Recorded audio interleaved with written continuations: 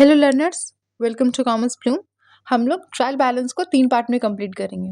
पहले में concept of format, फिर दूसरे में एरर डिटेक्शन और सस्पेंस अकाउंट को समझेंगे और तीसरे में फिर इलस्ट्रेशंस तक सब कुछ स्टेप बाय स्टेप सीखेंगे। तो आज कॉन्सेप्ट और फॉर्मेट सीखते हैं। ट्रायल बैलेंस होता क्या है?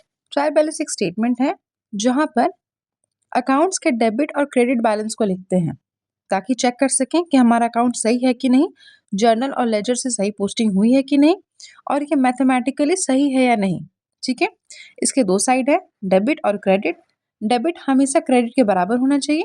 वैसे तो हम लोग ट्रायल बैलेंस को मंथ के लास्ट में, ईयर के लास्ट में कभी भी बना सकते हैं, पर यूजुअली ये ना अकाउंटिंग पीरियड के एंड में ही बनाया जाता है ताकि हम लोग इसको अच्छे से चेक कर सकें और इसके बाद हम लोग फाइनल अकाउंट्स बना सकें।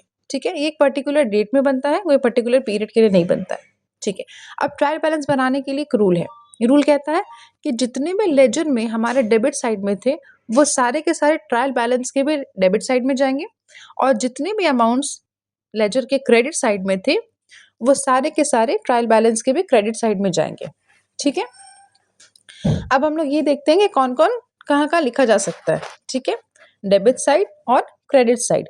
डेबिट साइड में हम एसेट्स, एक्सपेंसेस, ड्राइंग्स, परचेज और सेल्स रिटर्न लिखते हैं। ठीक है, क्रेडिट साइड में लाइबिलिटीज, कैपिटल, इनकम, सेल्स और परचेज रिटर्न को लिखते हैं।